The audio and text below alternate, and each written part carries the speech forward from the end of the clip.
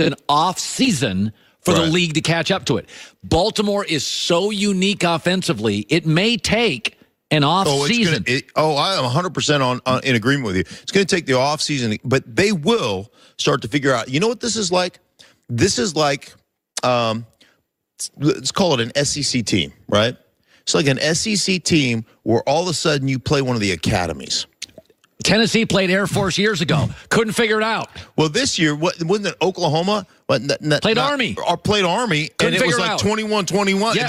And they won 28-21 or something like that. Yeah. So it's like one of these elite college teams. All of a sudden, you have to play an academy, and you don't know how. You got a week to prepare for it. It's too much excitement in football. It's hard. Oh my goodness, and it it cheats your eyes. Your eyes can't be disciplined.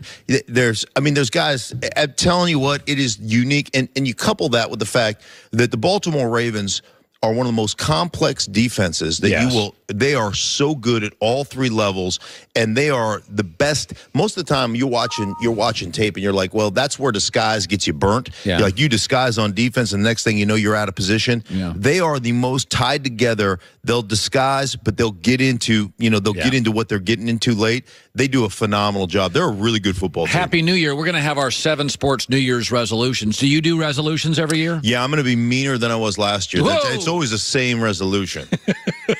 Joey, what is your New Year's resolution? I don't believe in New Year's resolutions. You really? Yeah, I don't believe in starting diets on Mondays and New Year's resolutions. Really? I think I try to make one big personal change. That's what I do. But not a resolution. Like, I'm not going to eat less sugar or something. Wow. I stopped 2 years ago. I'm like, no more biting your nails ever.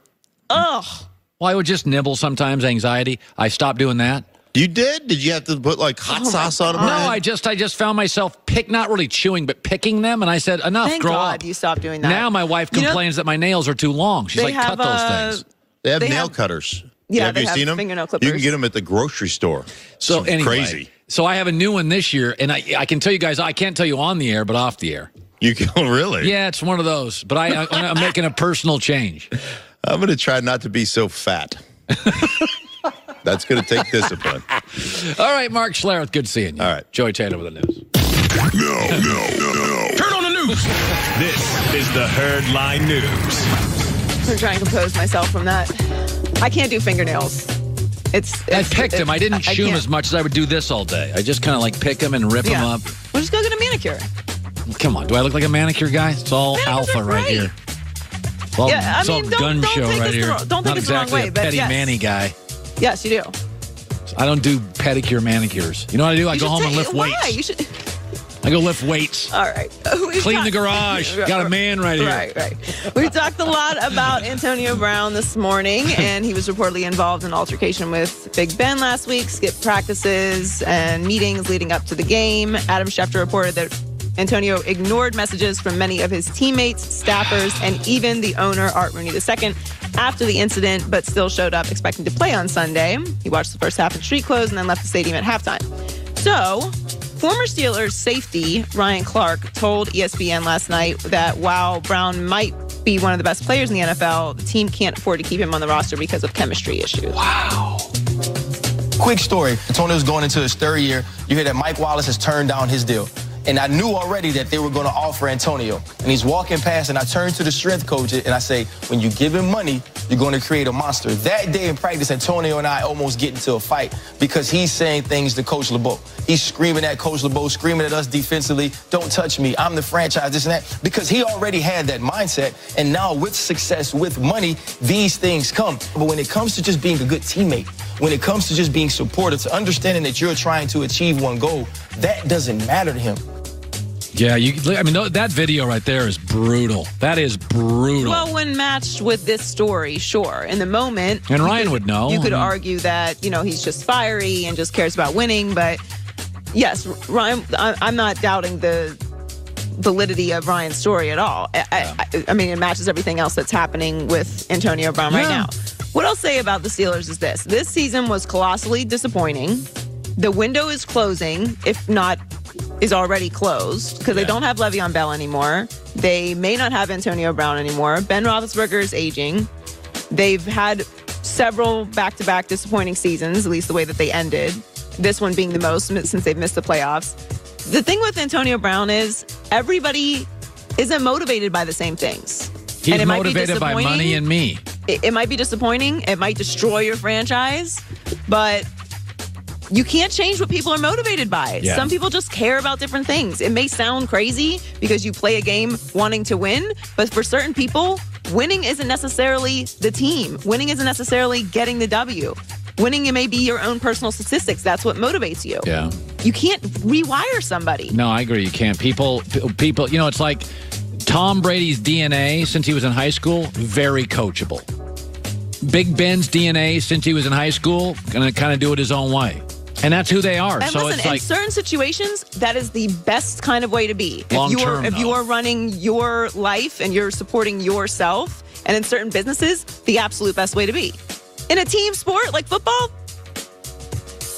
it's not gonna work. No, it's not gonna work. Look at the 10. If I name the 10 biggest divas in the NFL history, and Antonio's now become one, very few Super Bowls. I have no problem with you being a diva. I have no problem with you being flashy. I have no problem with dances and celebrations, as long as at the end of it, it's all about the team winning. And it's not. It just doesn't work. Yeah. It's not sustainable. And at the end of your career, you won't be looked back on as one of the greatest, because if you don't have rings, no one really cares. You were just a great individual player. So next, according to reports, Super Bowl winning coach Mike McCarthy is expected to interview for the Jets head coaching job. This would be the first known interview for McCarthy, Stability. who was fired last month in his 13th season with the Packers. Stability. Obviously, the Jets are trying to find someone to develop Sam Darnold. And the Jets CEO, Christopher Johnson, said yesterday that previous head coaching experience was not a prerequisite, but would not hurt. However, the Jets have hired first-time head coaches with their last 5 head coaching hires. By the way, everybody tells me, Mike McCarthy runs a simplistic offense. You know how many division titles he won? By the way, you know who else they say runs a simplistic offense? Jason Garrett of the Cowboys, who just won his division again. Who cares if he runs a simplistic offense? Do you win 11 games a year? Right. He does. Hire him. I'd hire Mike McCarthy. That's what's going on with Nick Foles. He just runs. Listen, I am so tired of hearing how Jason Garrett and Mike McCarthy are too simplistic offensively. Between the two of them, they've got 10 division titles in the last, 6 years. I think it's just something that people say sound smart. Simple. Yeah, I need a sophisticated offense. Need more routes. Get my They also Cambridge. said they would not hire a coach who's interested in total control of the football side of the organization, which I don't know why you would want full control of the football side of the organization. Now, I get it. You want to be able to draft your own players. You don't want to get overruled, and the stats guy comes in and says you got to draft this guy because of whatever. Obviously, you want to have some sort of symmetry between the front office and the head coach. That, to me, is more important than running that side of it. It's got to be a working system, not dysfunction. You can't do everything. The Jets GM is not long for the organization unless he nails this draft. So, in the end, I mean, if I'm the Jets, the only reason I wouldn't love this job if I'm Mike McCarthy is because this GM could get fired. And if, let's say I come in and I win 9 games and this GM gets run out, GMs generally like to hire their own coaches. So if I'm Mike McCarthy for the Jets job, here's what I want. Right. I want a 5-year deal. And I want it to be expensive. And if you cut me, it's guaranteed money. Or you have to bring a new GM in. Well, I don't think this GM's going to last. I think that people look at the way they build organizations wrong. Like you always say, it starts at the top. Yeah. I really think that the organization, the ownership, the GM, the coaches, that's the bottom of your organization. That's your base. And then you build from there. Don't look at it as the top, because that's what keeps getting interchanged. You don't want 5 different coaches in 7 years. There's no stability. That's the Just Jets. look at what is. Look at the New York. What generates success? Consistency. Ask yourself this.